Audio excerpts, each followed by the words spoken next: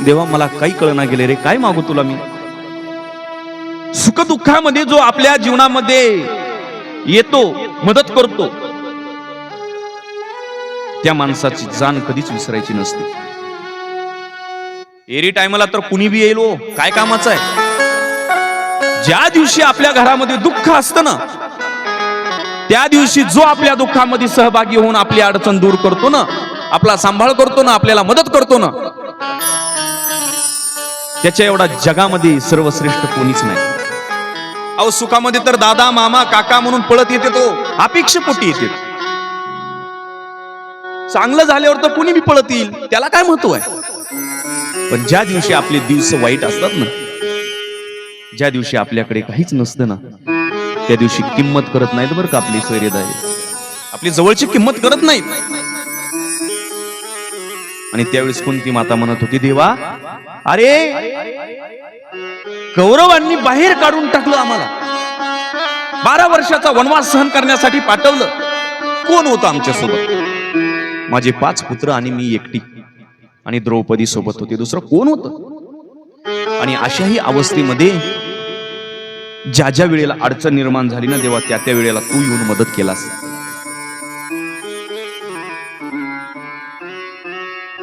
आणि एक ध्यानात ठेवा बरं का, एक लक्षात गोष्ट असू द्या, आजचं वाक्य लिहून घ्या. ज्या दिवशी तुम्हाला वाटतं ना आपल्या दुःखामध्ये कोणीच नाही, आपल्याला त्रास देतायत, आपल्याला सर्व परिवारांनी बाजूला टाकलेलं आहे, त्या दिवशी फक्त त्या माझ्या कृष्ण प्रभूंना, भगवान परमात्म्याला प्रार्थनाभागी होऊन आपली अडचण दूर करतो ना, आपला सांभाळ करतो ना, आपल्याला मदत करतो ना, त्याच्या एवढा जगामध्ये सर्वश्रेष्ठ कोणीच नाही. अहो सुखामध्ये तर दादा मामा काका म्हणून पळत येते, तो अपेक्षेपोटी येते. चांगलं झाल्यावर तर कोणी बी पळत येईल, त्याला काय महत्व आहे? पण ज्या दिवशी आपले दिवस वाईट असतात ना, ज्या दिवशी आपल्याकडे काहीच नसतं ना, त्या दिवशी किंमत करत नाहीत बरं का आपली सोयरेदारी, आपली जवळची किंमत करत नाहीत. आणि त्यावेळेस कोणती माता म्हणत होती, देवा अरे कौरवांनी बाहेर काढून टाकलं आम्हाला, 12 वर्षाचा वनवास सहन करण्यासाठी पाठवलं, कोण होतं आमच्या सोबत? माझे 5 पुत्र आणि मी एकटी, आणि द्रौपदी सोबत होती, दुसरं कोण होतं? आणि अशाही अवस्थेमध्ये ज्या ज्या वेळेला अडचण निर्माण झाली ना देवा, त्या त्या वेळेला तू येऊन मदत केलास.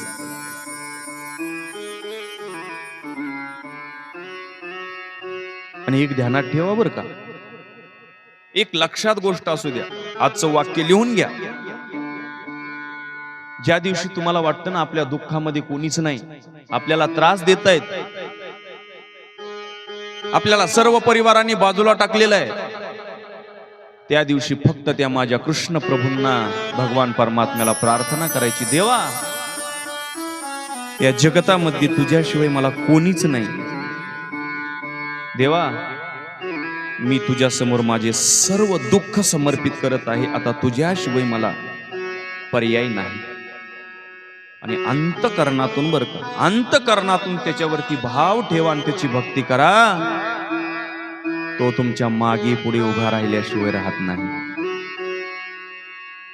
मागे पुढे उभा राहे सांभाळीत, मागे पुढे उभा राहे सांभाळीत, मागे पुढे उभा राहे सांभाळीत, मागे पुढे उभा राहे सांभाळीत, आलिया घात निवाराया,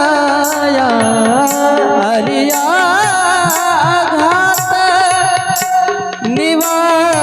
निवाराया, मागे पुढे उभा राहे सांभाळीत, मागे पुढे उभा राहे सांभाळीत, राहे सांभाळीत.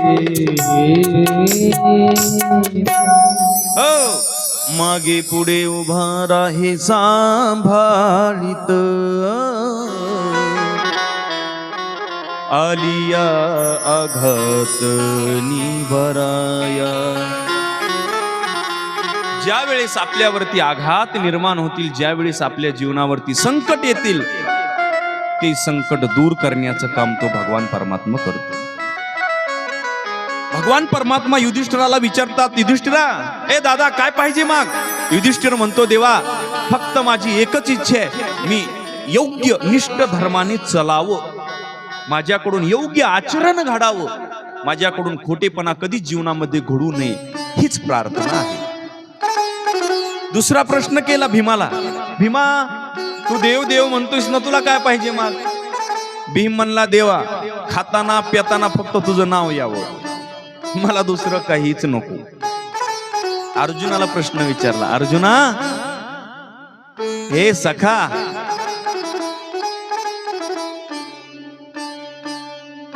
काय पाहिजे मागरे सखा. अर्जुन म्हणतो, देवा माझी एकच इच्छा आहे,